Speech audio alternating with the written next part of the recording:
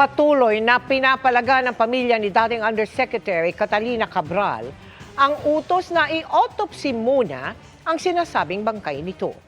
Gusto na nila itong maiuwi, kaya nagka-tensyon kanina. Sabay giit na naniniwala silang walang foul play sa nangyari. Live mula sa Baguio City, nakatutok si Bea Pinap. Bea? Mel, aksidente ang pagkakahulog ni dating DPWH Undersecretary Catalina Cabral sa bangin sa Tuba, Benguet. Ito ang paniniwala ng kanyang pamilya, kaya hindi na nila nais pang ipa-autopsy ang bangkay nito.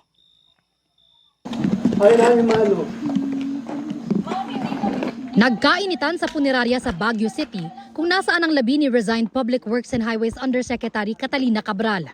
Halos magmakaawa na kasi ang asawa ni Cabral na maiuwi na nila sa Metro Manila ang bangkay nito. Kami na yung anak ko tsaka yung ako na mismo nagsasabi, asawa ko yan.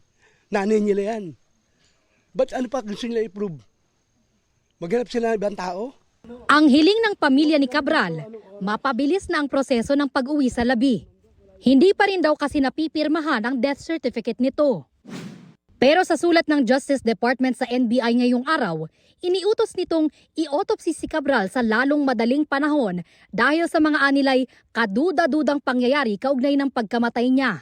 Giit ng asawa ni Cabral, hindi nila bibigyan ng basbas na ma-autopsy ito. Siguro, karapatan na namin na nagbigay na kami ng waiver. Nagdudusa na kami tapos ito ang maramdaman mo, pahirapan ka pa. Kilala ng anak ko kaya nagbigay kami ng waiver. Ano pa gusto nilang punto? Na para patunayan. Yun lang gusto namin. Magpapasko.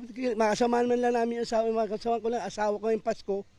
Pinag-aaralan na ng Philippine National Police ang mga susunod nilang hakbang matapos makakuha rin ng direktibang i-autopsy ang bangkay mula naman sa Department of the Interior and Local Government o DILG.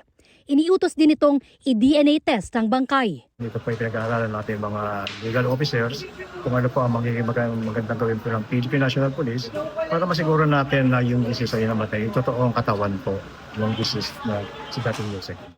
Pumanaw ang dating Undersecretary matapos umanong mahulog sa bangin sa Tuba, Benguet. Naniniwala ang pamilya niyang aksidente lamang ito at walang foul play. Nagpunta siya dito para mag-unwind. Magkausap pa kami nung ano eh. Before that day eh. Sabi ko pa sa kanya, ba't hindi ka umaten nung ICI meeting? Pero ang sabi ng tauhan ng CIDG sa kanya, hindi pa nila ma-rule out ang anggulo na may foul play. Itinanggi rin niya na naisauli sa kanila ang cellphone at iba pang gamit ni Cabral.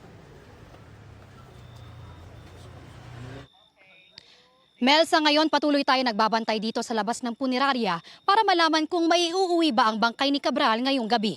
Yan muna ang latest mula rito sa Baguio City. Balik sa iyo, Mel. Maraming salamat sa iyo, Bea Pinla.